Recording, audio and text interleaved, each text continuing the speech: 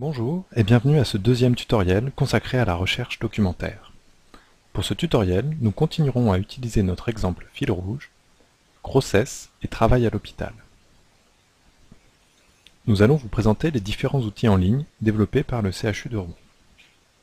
Tout d'abord, SysMef, le catalogue et index des sites médicaux de langue française. Ce catalogue existe depuis plus de 20 ans, son objectif n'a pas changé.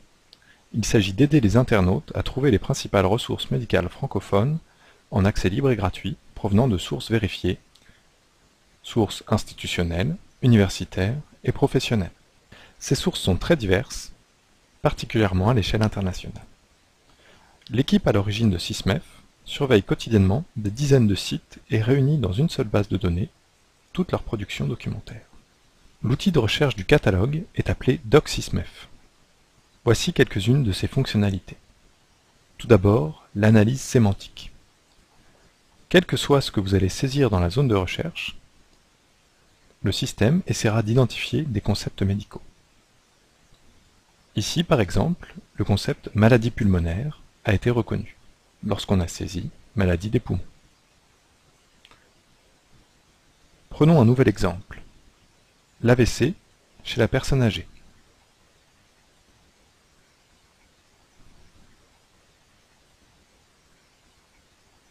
On peut constater que le concept accident vasculaire cérébral a bien été reconnu. Que permet cette identification? En cliquant sur le terme, on peut accéder à plus de détails, et notamment la hiérarchie des termes. Tous les termes situés plus bas dans l'arborescence, comme infarctus cérébral par exemple, sont automatiquement et de façon tacite inclus à votre recherche documentaire. Intéressons-nous maintenant à la façon dont DocSysMef trie les résultats. Ce tri est basé sur la présence de vos termes de recherche au sein des mots-clés assignés à chaque ressource, que l'on peut voir en cliquant sur Indexation, ou au sein des mots du titre de chaque ressource. La date joue également un grand rôle, les documents les plus récents étant proposés en premier. Lorsque trop de ressources sont proposées, il existe un moyen d'affiner les résultats à l'aide des options proposées à gauche de l'écran. On peut par exemple sélectionner les ressources provenant d'un seul site à l'aide de l'option Éditeur.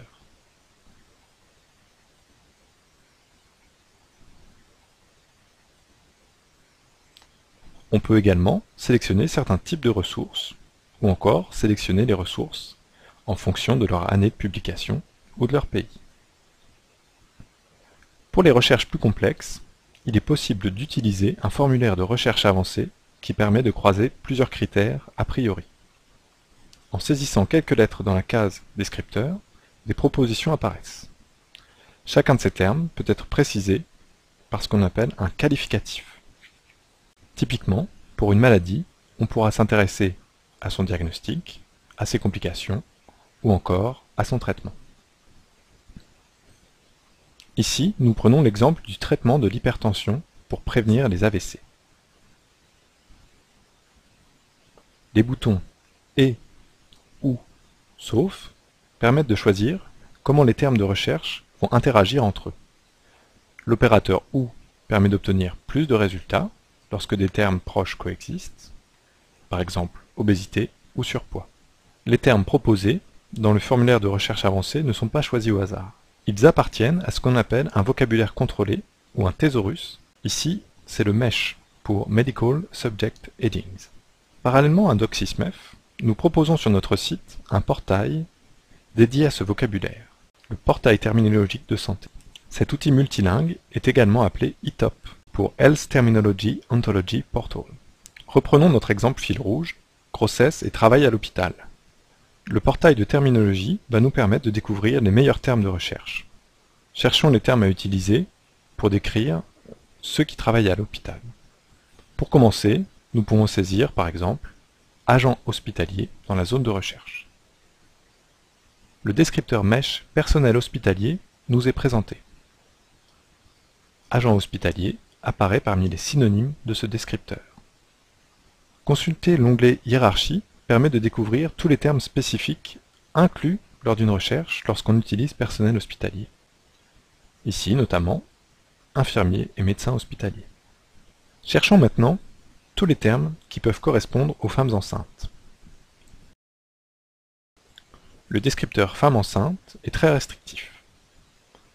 En utilisant l'onglet Relations, on peut découvrir un descripteur beaucoup plus complet.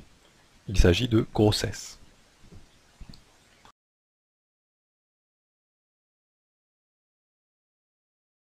On peut voir dans l'onglet Hiérarchie que ces derniers englobent beaucoup plus d'autres termes. Le dernier terme abordé est le travail. On peut commencer par exemple en tapant arrêt de travail. Et l'on découvrira un premier terme, congé maladie. Encore une fois, on peut fouiller l'onglet Relations pour découvrir un nouveau terme intéressant, absentéisme.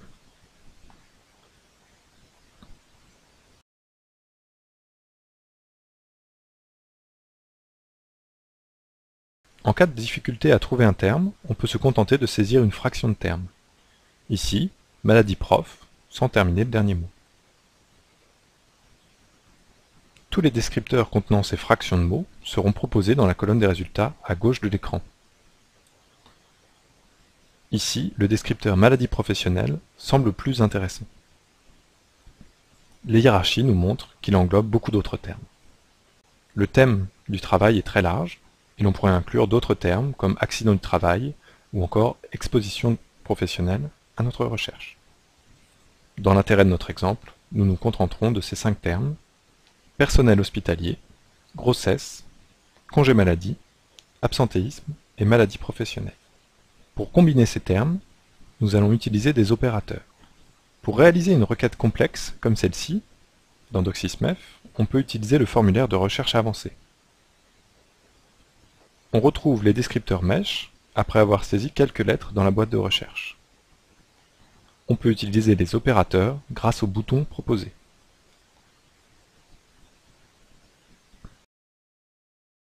Avec ce formulaire, des parenthèses sont placées automatiquement à chaque descripteur ajouté. Pour utiliser l'opérateur OU, le plus simple est de commencer par l'ensemble des termes à unir. Si besoin, on pourra toujours modifier à la main les parenthèses.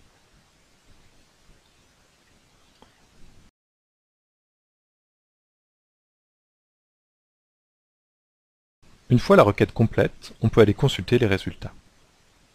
Ici, DocSysMef ne propose qu'un seul résultat, un article scientifique en français et en accès libre, qui semble correspondre à notre thème.